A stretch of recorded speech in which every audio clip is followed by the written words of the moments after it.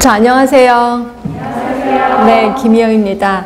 자, 이번에 예방의학과 공중보건학 강의를 하게 됐습니다. 2권하고 3권입니다. 1권은 역학 부분이기 때문에 이미 어제 했고요. 2권, 3권을 이제 하게 됐는데, 한 분이 이렇게 물어보시더라고요. 공중보건학 기본 베이스 없이 바로 이걸로 들어와도 되나요? 이걸로 하나 퉁쳐도 되나요? 라고 물어보는데, 안 됩니다. 자, 공중보건학 기본은 이미 있어야 돼. 결국 적어도 1회독은 해야 된다는 거죠. 1회독 끝나고 나서 그 다음에 거기에 살을 붙이는 과정이 요 예방의학이라고 보시면 될 것 같아요. 그죠? 자, 그러다 보니까 혹시라도 내가 1회독은 했어. 내 머리에 남아있는 게 별로 없어. 라고 할까봐 오늘 유인물 나갔을 겁니다. 이 유인물이 공중보건의 예전에, 그러니까 우리가 배웠던 공중보건을 다시 한번 리뷰를 하는 거예요. 일명 가로놓기라고 얘기하거든요. 그래서 요거에 가로놓기에 답을 쓸 수 있을 만큼 실력이 있어야 돼. 그리고 나서 같이 할 겁니다. 혼자 하라면 절대 혼자 안 하실 것 같아서 같이 할 거고요. 그래서 먼저 복습을 하고 나서 그 다음에 이 부분에 해당되는 게 이제 그 예방학을 이제 볼 겁니다. 이러다 보니까 복습도 되고 그다음에 새로운 내용도 덧붙이는 과정, 그 이중의 효과를 얻게 되는 거죠. 그렇죠?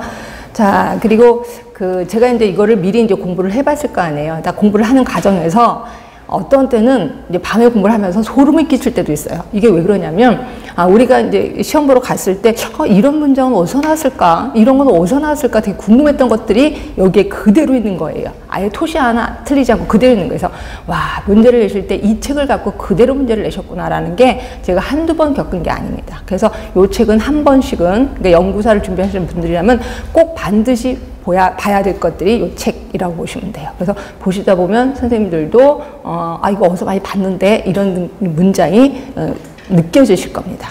자, 그리고 이렇게 해서 이제 공부를 했어요. 그 다음에 이제 어떻게 하느냐? 다음 주에 오시면 역시 쪽지 시험이 기다리는데 그 쪽지 시험도 대부분 기출 문제로 이루어져 있습니다. 결국 우리는 기출 문제를 또 다시 한번 접하게 된다. 이렇게 보시면 되고요.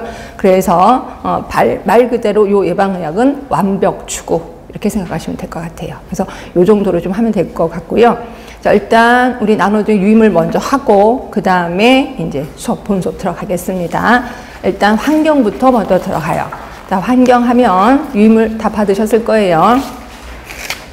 자, 인간의 활동으로 배출된 물질 때문에, 그러니까 우리가 어떤 활동을 해요. 그럼 그 배출된 물질 때문에 건강권의 피해, 가로 보이지? 환경권의 박탈, 그리고 재산권의 피해를 줄 때 이걸 환경오염이라고 한다. 결국 환경오염의 원인은 누구다?